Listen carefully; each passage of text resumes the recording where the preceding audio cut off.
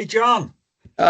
Nick, how are you? How are things in cool green Wales? It's summer in Wales, so we've got roughly equal parts sunshine and showers at the moment. I'm Wow, I'm wow. I'm Well, we're not doing showers in Oklahoma City. We're doing Dust Bowl. We're doing oh Dust wow. Bowl. I got my sunglasses here on in the shed because of my box lights here, and um, yeah, I'm I'm being broiled. When you walk out of the store where I work into the parking lot to pull some carts, it's like walking into a preheated oven. It's just it's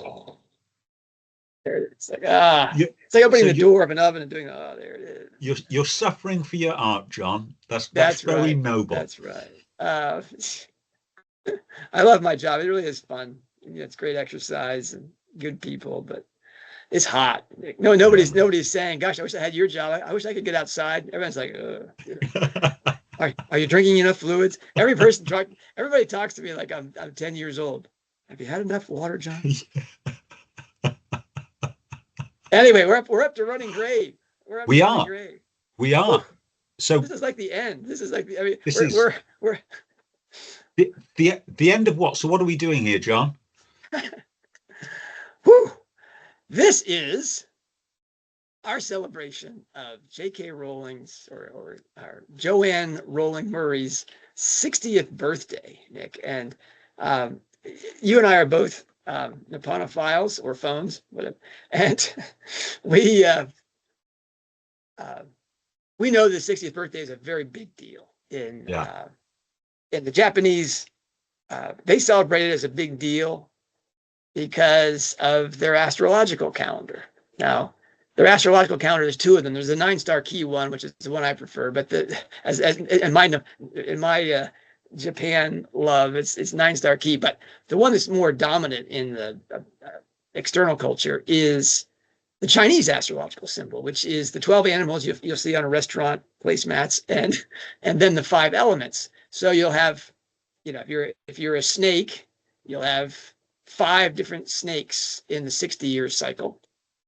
Um, I'm a metal ox, you're a metal dog, and rolling is a wood snake. Now, if you're born in the year of the wood snake, 1965, you've gone through all the 12 animals and all the metals for those animals, and you've arrived at 2025, 60 years later, and it is again the year of the wood snake, which means that you're entering into that cycle all over again. It's a second birth. Unless you're really Methuselah, you don't get a second Kanreki. This is really the end of that cycle. And to observe that, we are doing a lake and shed reading of everything that Rowling has done, and then we're going to probably do some fourth generation work after this is over. Because this is it. We have somehow managed to do every day Yeah. a work by J.K. Rowling, the lake and the shed. And that lake in the shed metaphor, for those of you who you just dropped in for Running Grave. That's Rowling's predominant writing metaphor. Her lake is her source of inspiration, and she uses the water imagery. She's good Jungian, I guess, a good water image for her subconscious mind, or the spirit.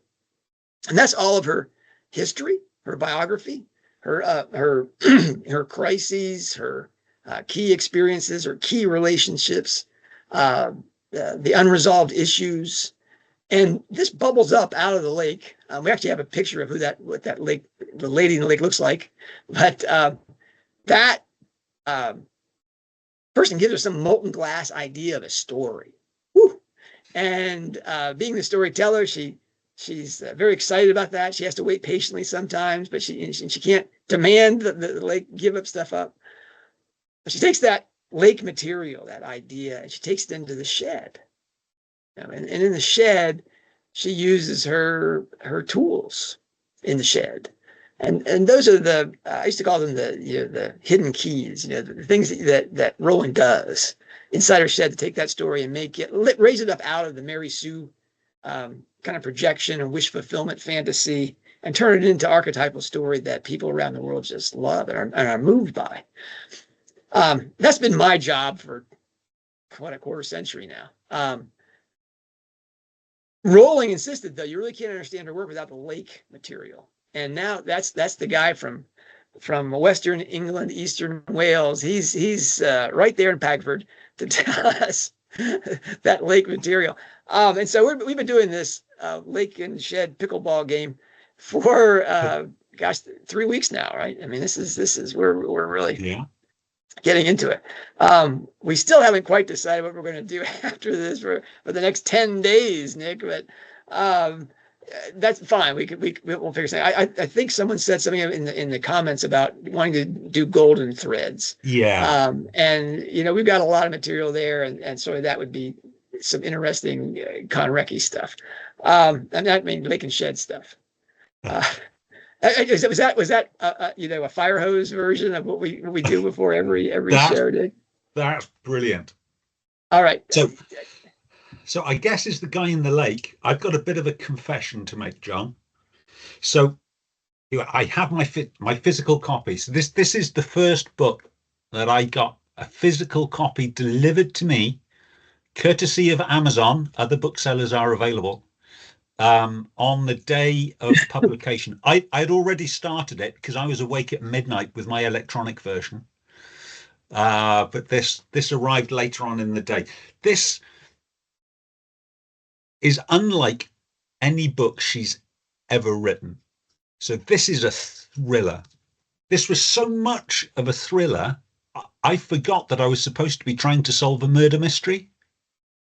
And when the murderer was unmasked, I was going, oh yeah, that's what Strike was doing.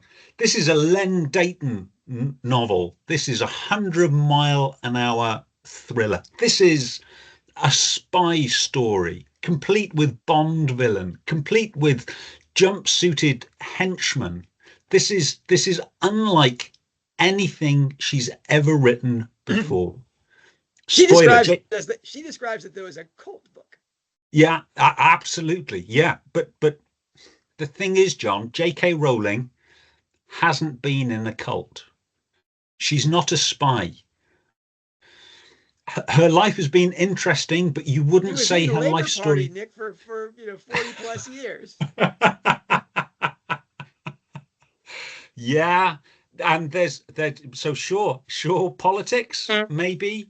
But so I was thinking, I've told everyone this is my favorite book, and it's a great book. I can't turn up and tell John the lake is dry. Sorry, she was never a spy. I thought about, well, I could do what there's James Bond, there's Len Deighton. She must have read them. Maybe she's pulling that from the lake. Well, in the Silver Dagger thing, she talked about how much she loved Ian Fleming. I mean, come on. Yeah, but really, there's not much that I can put on the pillars until I went for my walk with Addie this morning.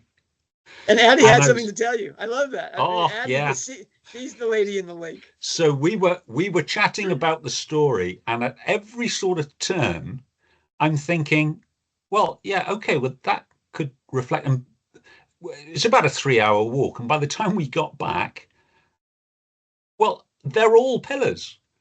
You can walk across that lake on the pillars. You can't swim because all these buoys will be banging into you. It's so packed inside this book. So again, I confess I haven't done my homework. This is very little's written down. It's all inside my head. But hold out your hand, Nick. We're gonna slap your hand. I'm gonna briefly run through the pillars. So the first pillar is the players in her biography. So family. Bad dad? Oh, check! We've got the death of Willen's mother. We've got the death of Deirdre Doherty. We've got sibling interactions and sibling strife. We've got her acknowledged friends that are in the book. So Strike is based on her oldest and probably her best friend. Now, Nick, I gotta interrupt you there because I agree with you that that's the case, but she has denied it point blank in the Barmy Army thing. She says yes.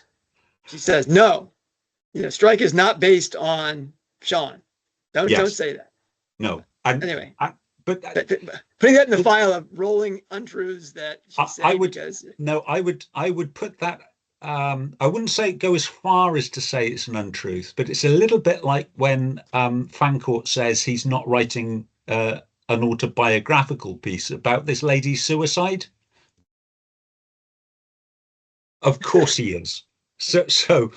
And I'm sure there's enough differences, and she can put enough distance to deny to herself. But she has outright come out and said that Berkeley is based upon a friend of hers, an unlikely friend. And Rowling helped to launch his career as a political writer. He's also a rapper and a poet. Berkeley is based on a real person. Collaborators, the people that she works with. Nolly, the actress. I think there's there's several people I am sure that Rowling has run across in her professional relationship, the celebrity culture that would fit that bill. I was just rereading again this morning when I got back from my walk, The Arrival of the Shiny Americans. That's corporate with their perfect gleaming teeth. That's corporate America. That's the Warner Brothers when they troop into that boardroom, all the briefcase carriers and the pen pushers. That's them. So next pillar, we go on to the 7 ages of Jo. Let's count them off. Her childhood. Well, we've got the Doherty family with a pushy father who thinks the world has been unfair to him. That's her childhood. Her education and the class system that she would have run into living as she did in Tuts Hill and going to school in Wydene. Chapman Farm. Exeter's where I think she really got the and Exeter. Well, Chapman Farm is run on a class system. All of the different groups that they have and their different privileges and the different abuse that they're subjected to, that is a class system. And it's really based on birthright. Absolutely. Yeah. But birthright, or what the system thinks they can get out of you. The pre-Portugal employment. So Robin's backstory to get herself into the cult is that she's had a failed relationship that did not work as planned, and she's looking for an escape. Abandoning her old life and moving somewhere completely new. Well, that's the flight to Portugal. That's her running away from her life. After the breakup with Michael. People always talk about the move to Portugal being a consequence of her mother's death. Yeah. She doesn't move to Portugal until she breaks up with Michael. Yeah. Yeah. Woo. Okay. Post Portugal. So that's coming to Edinburgh with a small child and really nothing but the clothes on her back. Well, that's the people that get out of the cult. It's exactly how they end up. Will Enzer has nothing but the clothes on his back and a small child, and is looked after by a husband and wife team. Pat and her husband put them up. That's exactly Jo's situation when she was put up by Diane and her husband. Core beliefs and concerns. Feminism, violence against women, sexual violence. It's addressed. Some of that. It's addressed in the book, John. A lot of parallels with Career of Evil in here. Yeah. Christianity or belief in the soul.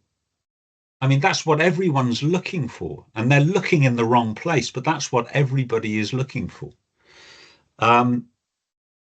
Therapy. So we see Jungian therapy. We see a therapist.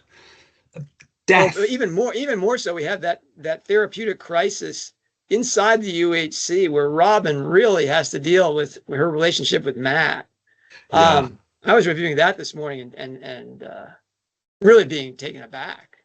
Yeah. That Robin, she goes into a Skinner box. I mean, Yeah. kind of a sadist Skinner box, but I mean, she has this psychological crisis there, and Chrysalis, she comes out of that Yeah. box and she's a totally transformed person. She's literally like a newborn. She's also psychic. She knows Strike is there. It's that's the psychological transformation. I mean, yeah, we get kind of the friendly Jungian who gives her a nice dress and shoes and stuff at the beginning, but the real crisis work is actually on campus. Hey, I'm sorry to interrupt. No, that's fine.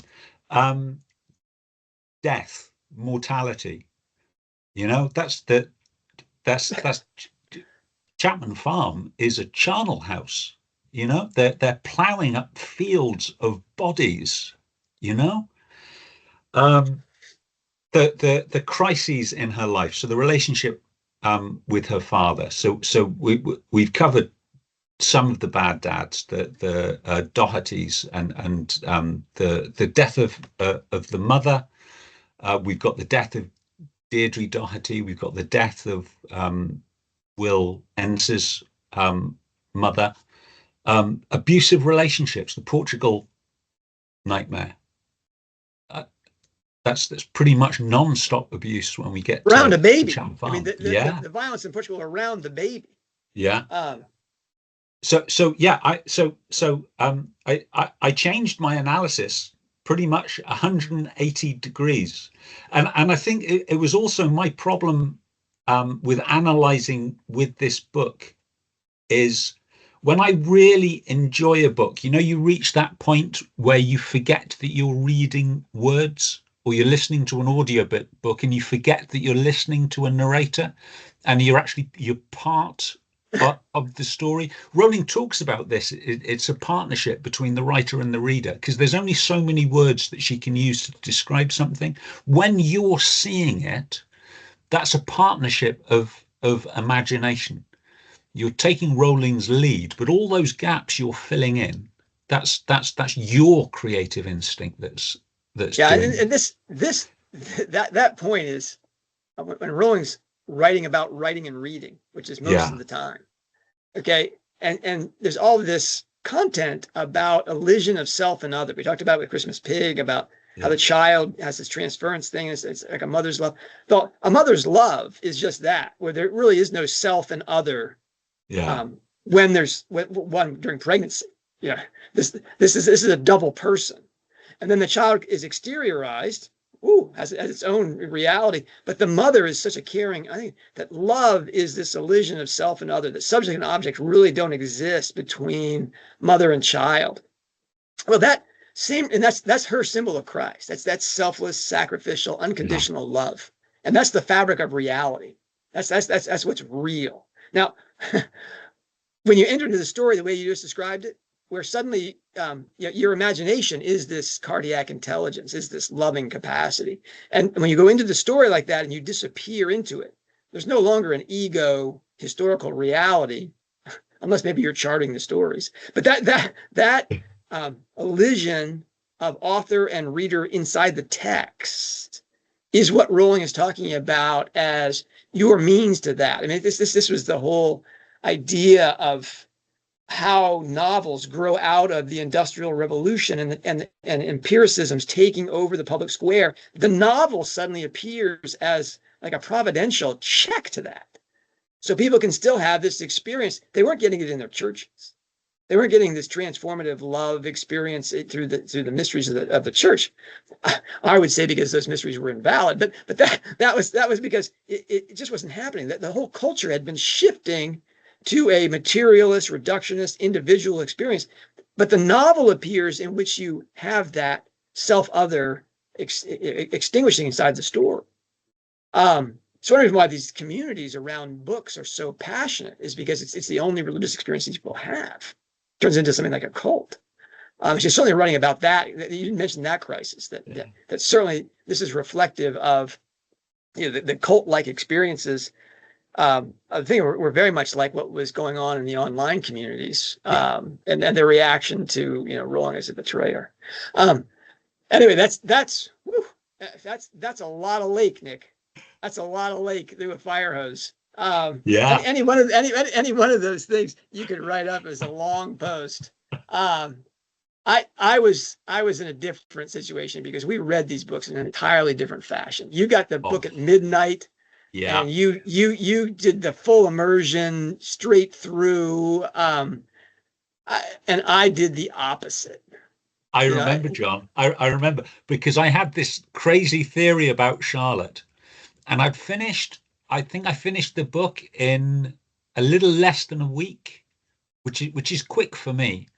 But John was doing all of this amazing work on charting the structure of it, and I was seeing the post coming out, and we were chatting as he was doing this. But of course, I wasn't allowed to say anything because I'd read so much further ahead, and I was sitting on my hands waiting. John, did you see what I saw in Charlotte? Wow, and I mean, didn't. I I, didn't. I, I was on my chair when you finally. I finished the book and wow, wasn't that great? When we were talking about the book, and you said, "Yeah, but what about Charlotte?"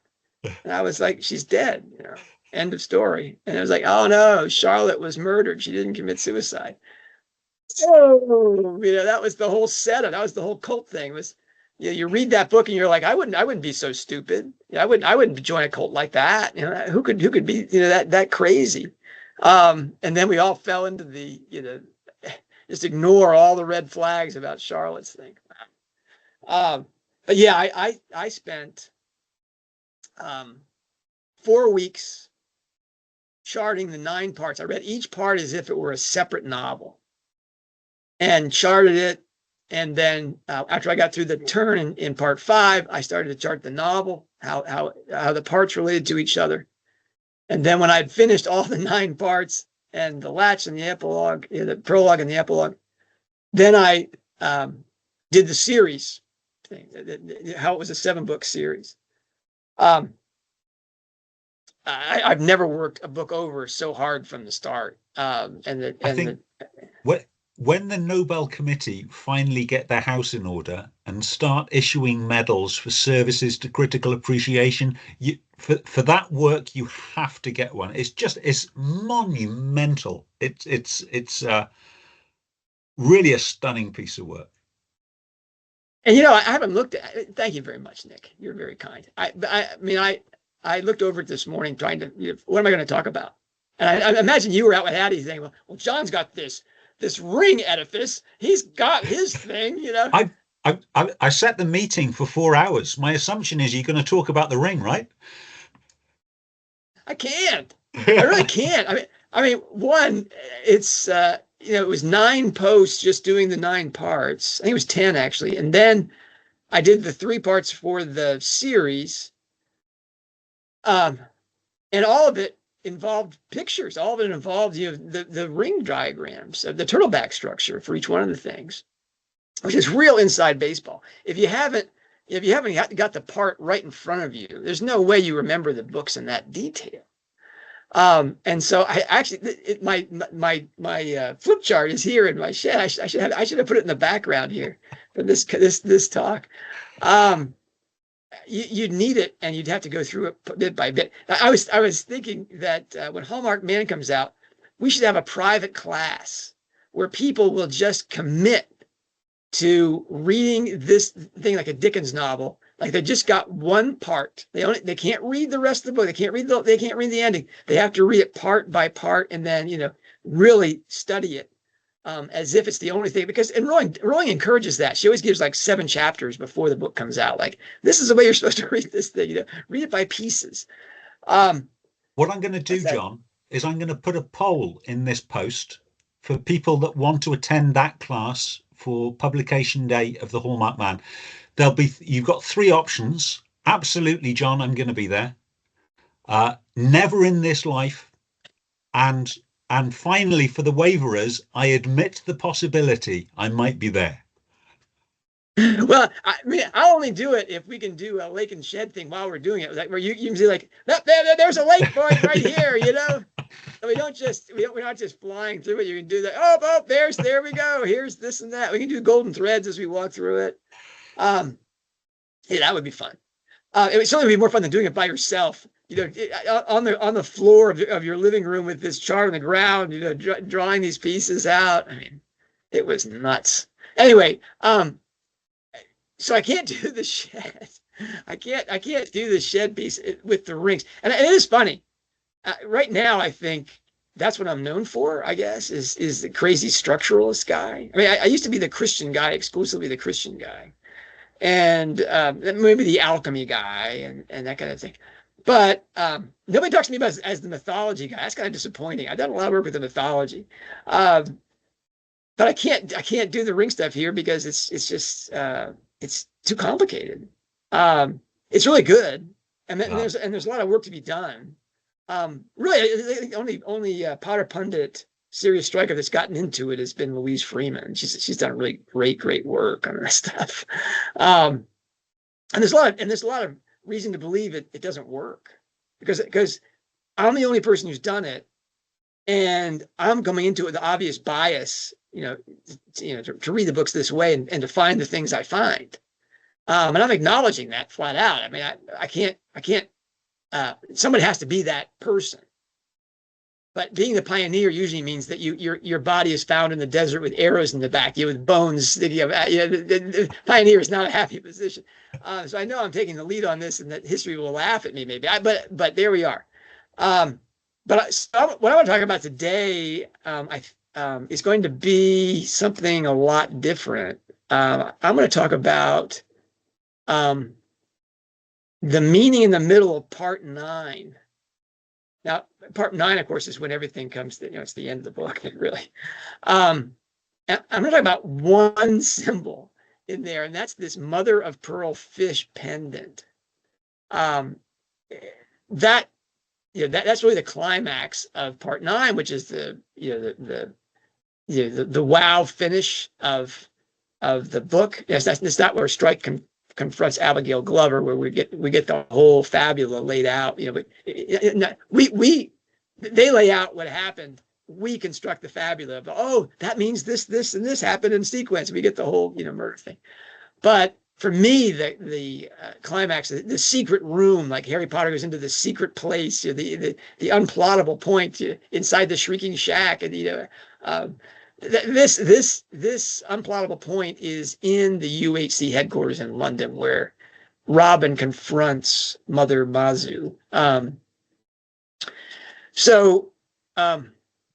It's that chapter, that middle chapter of part 9.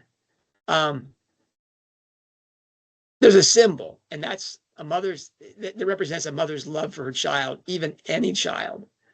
Robin, has come into the UHC headquarters, and she hears a baby crying.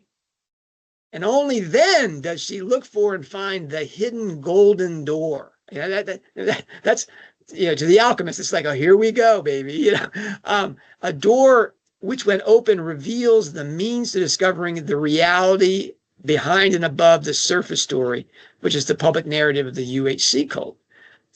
Mother's love, as I talked about yesterday, or was it the day before? It was one of our 2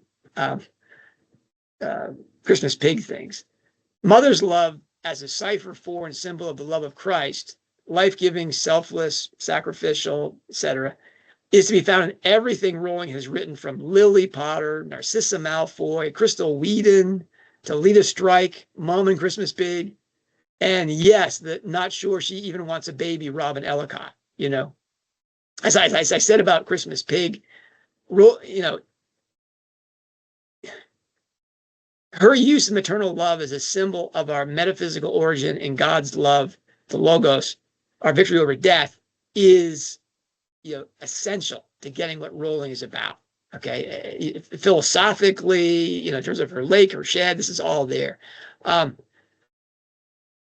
It generates these things, just as Jack's thoughts of his mom and reaching out to CP as a touchstone of that love create, by a chronological correspondence, this Johannian light that breaks through the finding hole and bother it's gone, that saves the boy and his toy from certain death. And the boy who lived, Harry Potter, it's all about his mother's love and the sacrificial death. From Voldemort's death curse in the Godric's Hollow Potter home forward, everything is about Lily Potter's love that protects him.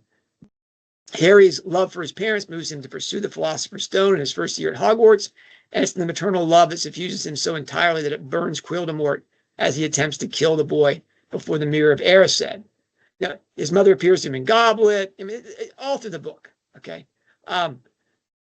That, if you reread the opening of the Hallows dialogue between Harry and the Dark Lord in the Great Hall as they circle each other in their duel to the death, Harry mentions his mother's 3 appearances in Stone, Goblet, and Hallows, and that it was his intentional doing what my mother did that protects everyone fighting Voldemort.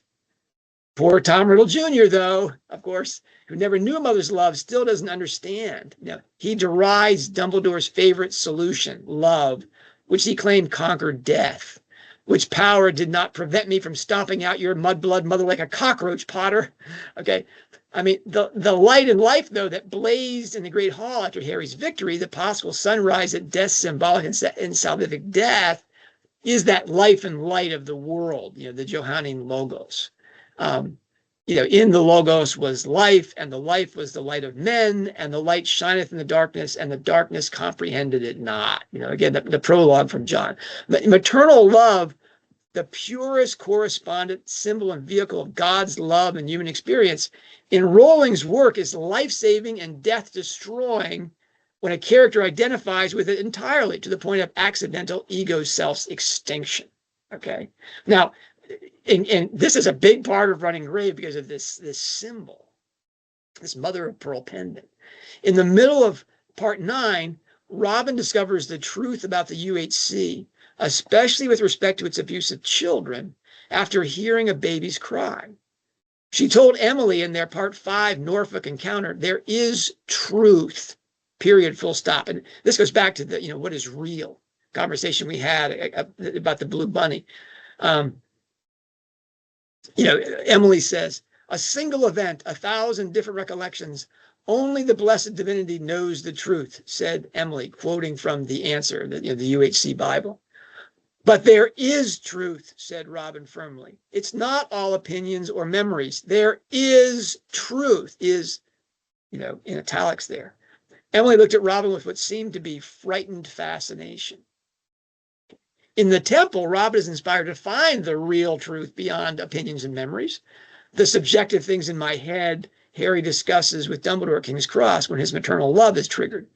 If you doubt that Logos Christ connection, skip to chapter 132 in Running Grave, the finale confrontation with Becca and Auntie Mother Mama Mazu upstairs at the temple. I'm gonna read this to you. I love this. The door banged open as Mazu raised her hands to her bleeding nose. Jesus Christ, shouted Midge. Panting, Robin scrambled off Mazu, holding the rifle. Only now did she realize she was holding part of the black cord of Mazu's pendant in her hand. The mother of pearl fish lay broken on the floor.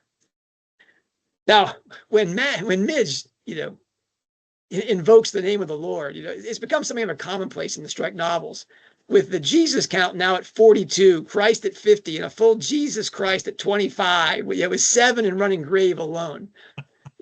I mean, seriously, those of us who are keeping count, all of us are keeping count, are just thinking, whoa, Guys who are watching this, I want you all to picture John scratching out 5-bar gates as soon as he runs across any of those in the books.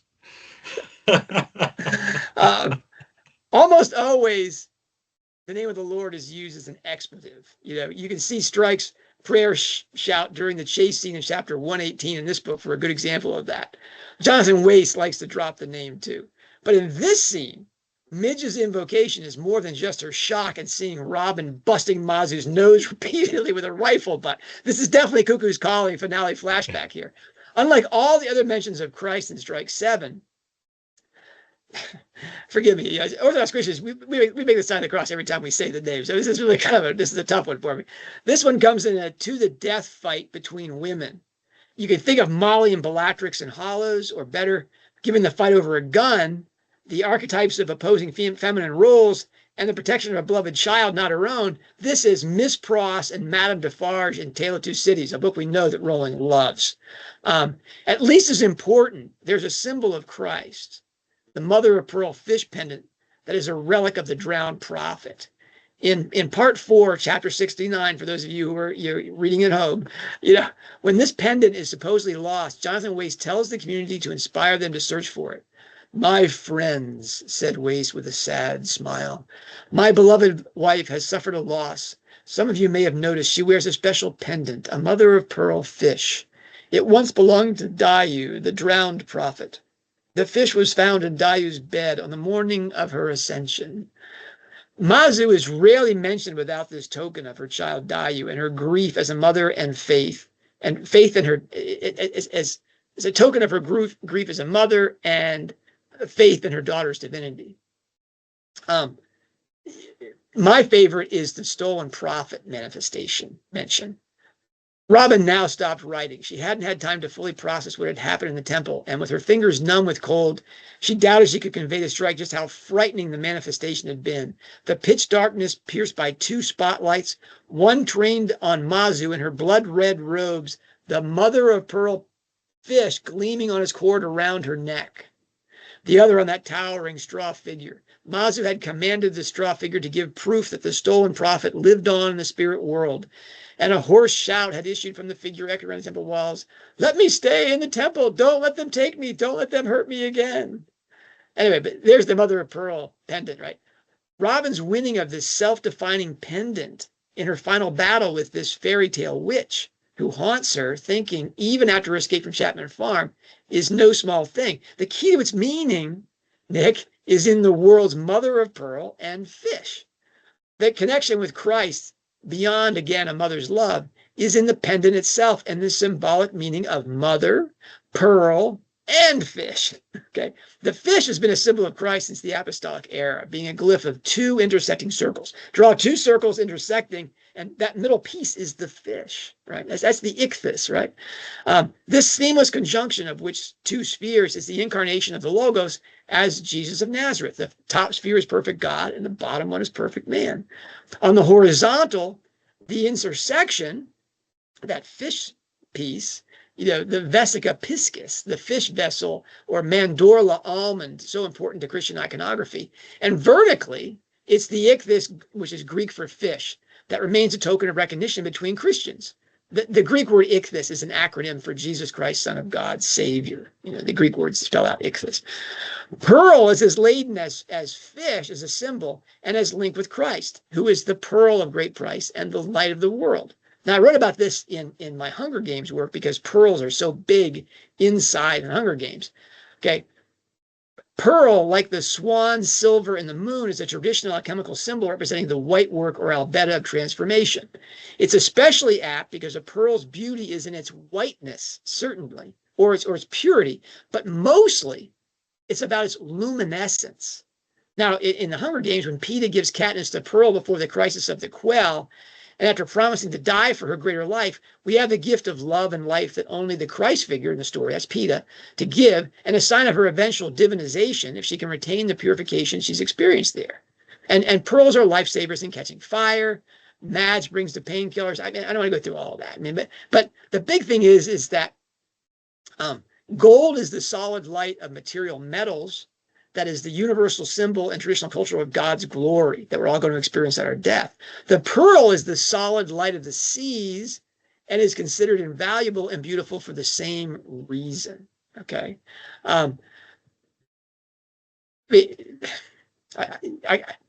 can go to Matthew, right? The kingdom of heaven is like a treasure hidden in the field, which a man found and hid. In his joy, he goes and sells all that he has, and he buys that field. Again, the kingdom of heaven is like a man who is a merchant seeking fine pearls, who having found one pearl of great price, he went and sold all that he had and bought it. Okay, this is the hidden light we all experience to varying degrees as conscience. This is that logos within us. Katniss in the Hunger Games, her spiritual transformation, even her theosis, is dependent on her finding herself. And it is that pearl of great price she's been given by the boy with bread that is her hidden treasure and the pure light that will save her. Now, Rowling, she makes Mazu's pendant a fish made of mother of pearl. Emphasis here on the mother ties this together. Mazu and Becca used the pendant to try to frame Rowena at Chapman Farm by hiding it under her bed. trying to frame Robin before announcing the search for it. This represents their use of authentic spiritual images, tropes, even scripture to advance their egocentric egomotivity, Nick, egomotivity, and the demonic desires, which is the furthest thing from actual maternal selfless love. That Robin wrests this from Mazu in the novel's climax speaks to the world being made right and the anti-mother being stripped of her false claim to anything divine. This stripping is in conjunction with the rescue of the baby that Mazu had taken from its true mother. Okay, that finished the UHC storyline of Running Grave in really the center of part 9 is foreshadowed in the chapter 128 turn, in which Robin's heart is her guide to the hidden door, a guide who is all but required to find that crying child. Okay, how does this turn link up with the big reveal in the last chapter of part 9, the stunning revelation that Abigail Glover was the evil genius beyond Dayu's death, the cover-up at the Comer Beach, the murder of Kevin Pirbright, and the suicide of Carrie Woods?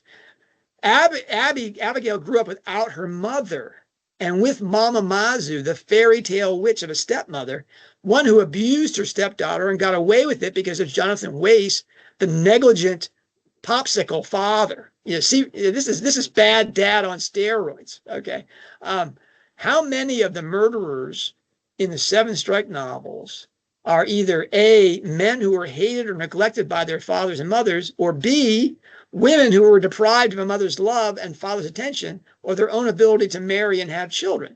And that would, Nick, would be exactly 100% of the murderers in the Strike novels. The meaning in the middle is that Robin follows the cry of the baby to find the hidden door to the wicked stepmother that created the psychopathology of Abigail Glover, the killer behind the murderer. Abigail's decision to stage Dayu's death by drowning on the beach where her own mother died was her unconscious signaling of the second crime's point of origin in her psychology. I mean, here you have, you described it as a thriller. For me, it's more than a thriller. It's Rowling's, again, elevation of her lake elements, the bad dad and the divine mother, which is not only, her relationship with her own mother as her point of, love inside her home, because the picture of Mrs. Price in Casual Vacancy is not that flattering. I think it's her own experience as a mother that transforms her, the way it should have transformed Margot Bamborough, but she didn't quite get it. That is, the message of the story is that Rowling takes that personal experience and then elevates it up with traditional symbolism and the genre of the thriller and the cult novel, to create this experience, as you said, Nick, where you experience a mother's love as a reader entering into a story with imagination. You yourself elides imaginatively with the work of the writer. Wow, to me, it's the second, maybe the second best of the series. The I Ching thing, I don't think really worked. Nothing like it's probably from my neglect of it, but it doesn't work anything like with the power that the Fairy Queen is to Troubled Blood. Now, the actual turn, and I'm going to put the links into, if you want to do the ring right, the actual turn of the book is where Will Ensor talks to Robin inside the cult, and they're putting down the actress, Nick. It's one of the great scenes about the facilitators of the UHC, which Rowling is clearly talking about the writers and creatives that lined up with the whole trans nonsense, and just cheered for the train running along the tracks towards the cliff. In that very center of the book, he quotes Hindu scripture and Christian scriptures. And that's, maybe that's what I should have talked about, Nick, is my leg thing, but I couldn't give up the mother of pearl thing. That turn in the book is the meaning is in the middle. When you do ring structure, you find the center, because that's where you're going to, in Rowling's book, you're going to find the murderer. The murderer is somewhere in that middle. Usually in disguise, but oftentimes just by interview. That somewhere in the center of her books is the murderer. But that Will Edensor thing where he quotes the scripture, I won't. That's a whole nother talk. Maybe I'll highlight that in the down below links, because the exegesis of those scriptural points is really the meaning of Running Grave, about this selflessness, and that Will Edensor, who's kind of the autistic savant, if you will, of the book. I mean, he's so clueless. He's the idealist that is the real target. I mean, stupid people don't go to the UHC. Idealists go to the UHC. They get trapped inside of it because of their wanting for a better world. This greater life beyond their ego motivity. I mean, Rowling's really talking about the cult of online fandoms, I think, and how they're looking for something greater than themselves inside these things, and they just become prisoners of groupthink. That is just the opposite of what she's trying to do inside her books. Guys, don't forget to like, comment, and subscribe to the rest of these online videos. Where did that come from? You're talking about online fandom and the dangers and pitfalls. Yes, that's right. Join our cult, because we're different. We're not like any of those other cults. Woo! Okay. It's great that I didn't get that joke. It's really hard to see the Hogwarts professor group. I mean, we're talking about the island of misfit toys. I mean, it's hard to see us as a cult. There's like 12 of us, I think. But I mean, that's and maybe is that what this is about, Nick? Of course, that's how I see it, John. The Dumbledore with the cough. My withered arm here. Join our cult. Wow. This is the cult in terms of culture, Nick. This is we're trying to do the real reading. So we come to the end, and I do hope that people down below will tell us where they want to go. I think we have to decide tonight, Nick. Where we're gonna go. Have you had your advanced reader's copy of The Hallmarked Man yet? I've been checking the post, and mine hasn't come yet. You haven't had your review copy yet? No. It must be. It's going to come with the invitation to the Kanreki birthday party, Nick. I would assume. Yeah. Yeah. There are rumors that she's sailing on the coast of the United States. Can you confirm or deny? Well, she posted a photograph yesterday of it was a few days ago now, of her husband catching a ling cod fish, what looks to be off the back of her boat. Now, those with an extensive knowledge of marine animals will know that the ling cod is almost exclusively limited to the very far North Pacific. So she's dancing with the earthquakes and the she's what a great place to be, Nick, when there's tsunami warnings. That's a great thing, I wonder if she'll include that in one of her books. She hasn't done a sea adventure yet, Nick, has she? I mean, that's true. Look out for Strike and Captain Nemo collaboration. Yeah, she really isn't the Jules Verne. Jules Verne is a big ring writer. Yeah. That's funny. So Rowling is off the coast of Alaska. That's great. Well, Joe, if you're listening, if you're tuning in, we're still standing by for our copies of Strike 8 and for our invitation to Kanreki. We're looking forward to seeing you in your funny hat. I wonder if Amazon will make deliveries to Alaska so she can have a proper Kanreki outfit. Well, she Greenland last year, and she dressed up as a sea sprite goddess thingy. Well, the funny thing is until we did the show on Fantastic Beasts 3, the Secrets of Dumbledore. Yeah. And we got the wood snake connection, the snake wood wand that is so critical to the understanding of the Fantastic Beasts series.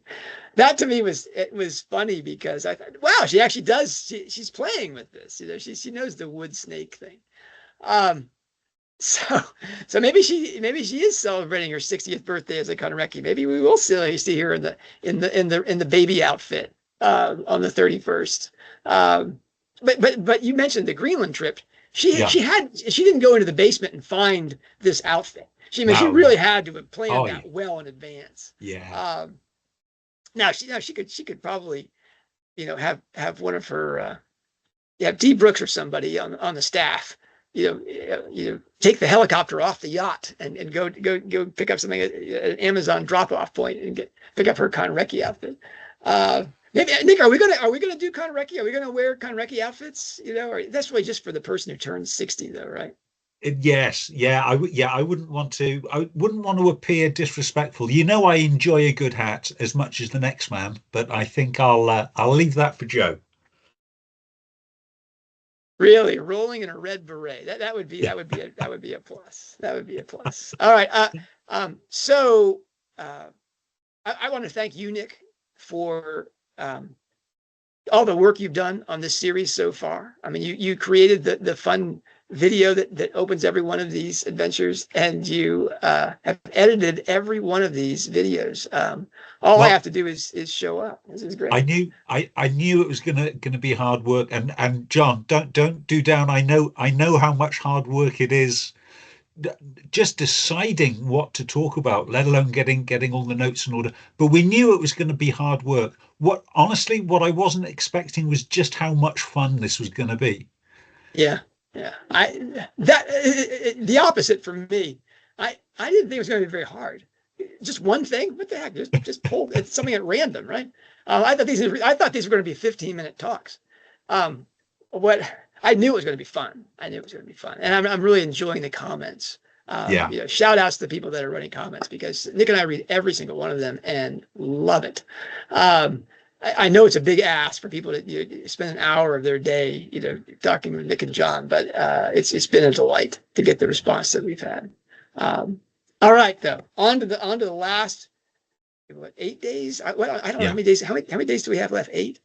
Okay, so we got a little over a week here. Yes, 9 days if we're going to cover the 31st. Yeah, I'd like it if sometime we do a full review of the buoys. Just like 3 points about each of the buoys in the lake, and I will do the same for the golden threads. Yeah, and the tools, and say here's what the tools are, and here's that. And we'll do that interview style where I'll interview you about the lake and say, well, what about this? What about that? And you can do the same thing about the thing. That might take do that. And then I want to talk about, what can you do with this lake and shed model? What are the limits of it? Yeah. And that's really the 4th generation question, Nick, is, what is it just something you do in your rear view mirror? Is there anything you can do with, can you use the shed to get into the lake? That's the stuff that gets dicey. And yet, if you see something which is a golden thread that appears in every single work, and there's no known lake element, then you're gonna have to ask yourself: is that bibliographical? Is that something? Is just something that really struck her in her reading? Or is that instead something that we don't know about her life? Because there's a lot of stuff in her life we don't know. No. And how fair it is to speculate on those points. That'll be something we'll do. That'll be the agony of birth, into her second life, on the 31st. All right, I have to go off to the parking lot, Nick. It's time for me to get my glasses back on. John, don't forget to hydrate. Thank you. Are you drinking enough, John? Yeah, I'm drinking enough. Give me a break. See you tomorrow, I'll see Nick. You tomorrow. Send me a note about what we're talking about, so we can. We'll surprise. Take care, John.